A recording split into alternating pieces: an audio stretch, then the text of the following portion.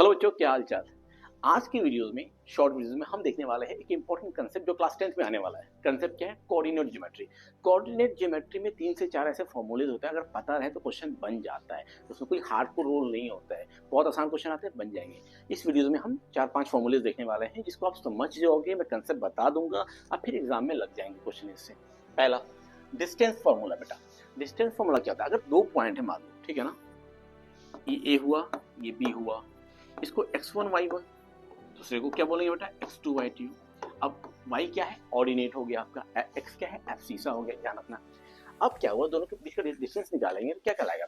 x2 minus x1 का whole square under root है plus y2 minus y1 का whole square, मैंने under root में x2 माइनस x1 का whole square plus y2 minus y1 का whole square. तो ये क्या हो गया? डिस्टेंस निकल गया। इसे किसी भी लाइन का डिस्टेंस निकाल सकते हो। क्लियर है? अब दूसरी बात है, अब आता है सेक्शन फॉर्मूला। सेक्शन का मतलब इधर डिवाइड कर रहा है। मान लो 2 पॉइंट है, एक पॉइंट ये, एक पॉइंट ये ए है, ये बी है, ये यहाँ से डिवाइड कर रहा है m/n के रेशियो में। करेक्ट है? अब क्या होगा? अब ऑब्वियसली x1 y1 तो होगा ही है, ये x2 y2। तो अब मुझे निकालना है सेक्शन फॉर्मूला कैसे लगेगा। अब इसमें करना है mx2 plus nx1 divided by m plus n और my2 plus ny1 divided by m plus n। x और y निकल गया, बट ये किसके लिए निकला? इंटरनली डिवीजन के लिए। अगर क्वेश्चन में कहीं से भी दे दिया एक्सटर्नल डिवीजन है, एक्सटर्नल डिवीजन है, तो क्या करोगे? कुछ नहीं करना है, प्लस की जगह पे माइनस लगा देना है। एक्सटर्नली डिवीजन के लिए प्लस की जगह पे माइनस, इंटरनल डिवीजन के लिए माइनस की जगह पे प्लस। ये ध्यान रखना है, क्वेश्चन गलत हो सकते हैं ऐसे, ठीक है। तीसरा जो इंपॉर्टेंट फॉर्मूला है उसको देखो, मिड पॉइंट। मिड पॉइंट का मतलब क्या होता है? बीच की लाइन, बीच का पॉइंट। अगर ये लाइन है, इसका ए हुआ, ये बी हुआ, ये सी दे दें, तो इसका एब्सिसा ऑर्डिनेट क्या होगा? समझ रहे हो?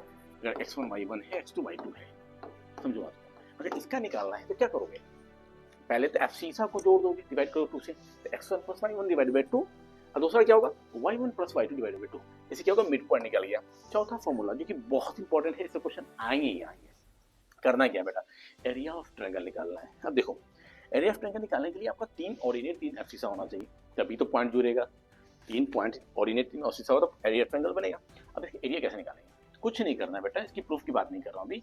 हाफ x1, अब मल्टीप्लाई देखना, y2 minus y3 plus x multiply में होगा x2 y3 minus y1 plus x3 y1 minus y2। अब इसमें क्या है? अब देखो, ये 23 है, ये 31 है, ये 12 है, ठीक है ना। अब क्या करना है? एक तो याद क्या रखना है, हाफ रहेगा, याद रखना। ये ट्रायंगल का half into base into height होता है ना, हाफ याद रखना। अब देखना, हर एब्सिसा जो होगा ना, हर जगह मल्टीप्लाई में होगा और ऑर्डिनेट एक दूसरे से माइनस में होगा। तो x1 की मल्टीप्लाई में क्या होगा? 23, y2 माइनस y3, x2 के मल्टीप्लाई क्या होगा? y3 माइनस y1, x3 के मल्टीप्लाई में क्या होगा? y2 minus y1 minus y2, ठीक है ना। तो अब 23, 31, 12 याद रखना, जो ऑर्डिनेट में आएगा एब्सिसा हमेशा मल्टीप्लाई में रहेगा एरिया ऑफ ट्रायंगल में, और हाफ लगा देना, क्योंकि half into base into height होता ही है, ठीक है ना। ये क्लियर है? ऐसी चीजें याद करो। और ऐसे देखो, इस वीडियोस को अगर आप देख लेते हो सही से, ऐसे क्वेश्चन लगा लेते हो, तो ट्रस्ट में एक भी क्वेश्चन एग्जाम में नहीं छूटेगा। ऐसी वीडियोस देखने के लिए लाइक करें, सब्सक्राइब करें, कमेंट करें, और साथ ही साथ कमेंट ये भी करें कि आपको किस टॉपिक की शॉर्ट वीडियोस चाहिए, मैं आपके लिए बनाऊंगा। तब तक के लिए जय हिंद दोस्तों।